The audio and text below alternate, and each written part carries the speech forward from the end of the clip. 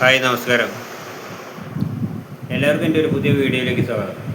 കേരളത്തിലെ ഹോട്ടലുകളിൽ നിന്ന് നടക്കുന്ന വളരെ ഉടായ്പും നാറിയൊരു പരിപാടിയാണ്.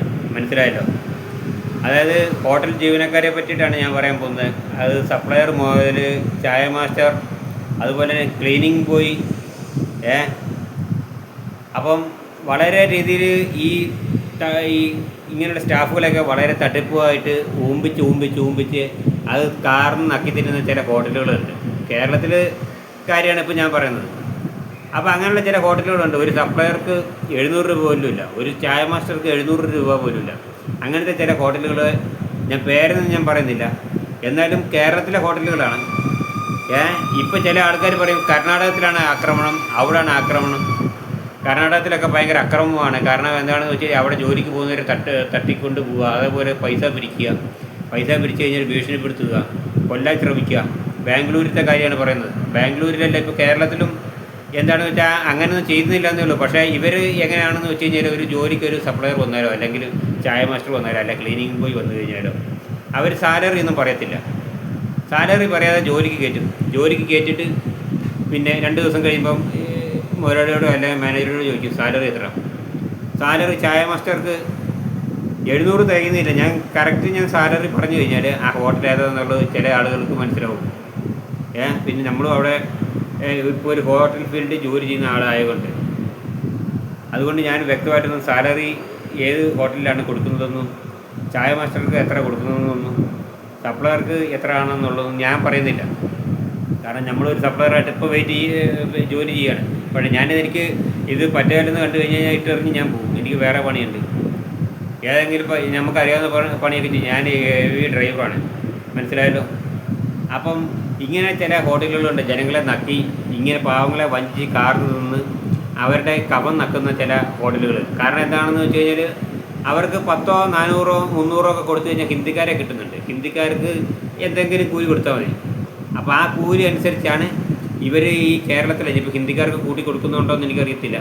അപ്പോൾ നമ്മൾ പുതിയതായിട്ട് വരുന്ന സപ്ലയർമാർ അല്ലെങ്കിൽ മറ്റേ ജോലിക്ക് ഏതെങ്കിലും ജോലിക്ക് വേക്കൻസി വരുന്നു, ഇവർ ചോദിക്കുന്നത് എന്താണെന്ന് വെച്ച് കഴിഞ്ഞാൽ ചില ഹോട്ടലിൽ ചോദിക്കുന്നത് നിങ്ങൾ ആ ഹോട്ടലിൽ നിന്ന് നിങ്ങൾക്ക് എത്രയാണ് സാലറി തന്നുകൊണ്ടിരുന്നത്.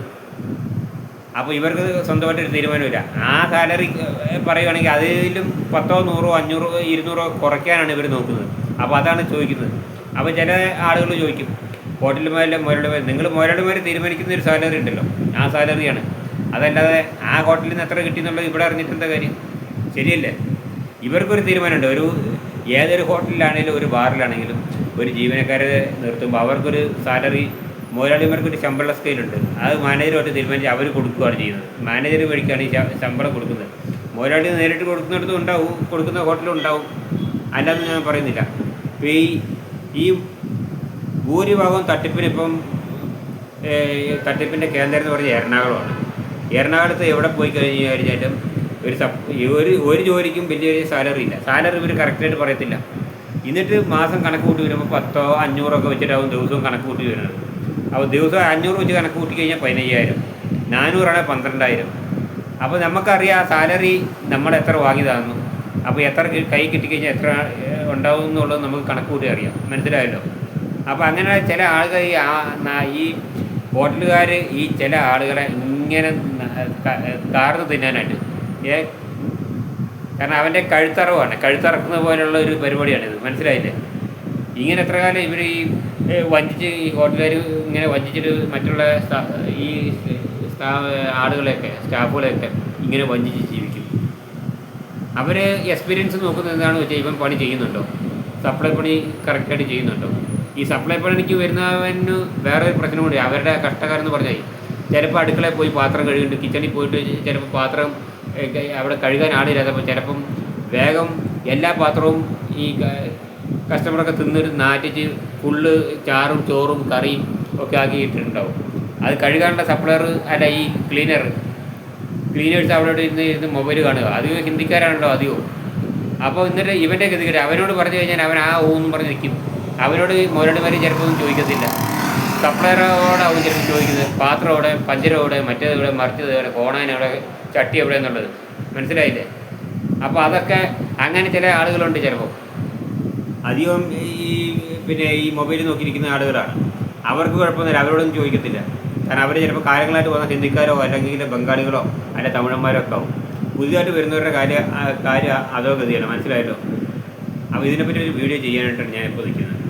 ഈ വീഡിയോ ഈ ലൈവിൽ ഈ രാത്രി വരാൻ കാരണം മനസ്സിലായല്ലോ.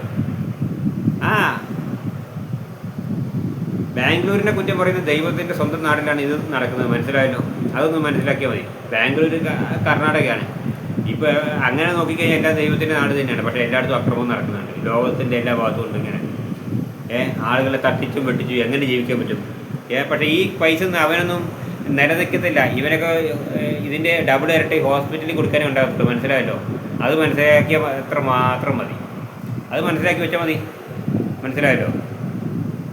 ശരി, എന്നാൽ കൂടുതലൊന്നും പറയുന്നില്ല. കൂടുതൽ പറയാനുണ്ട്, ഒരുപാട് പറയാനുണ്ട്. ശരി, നിർത്തുന്നു. ഓക്കെ.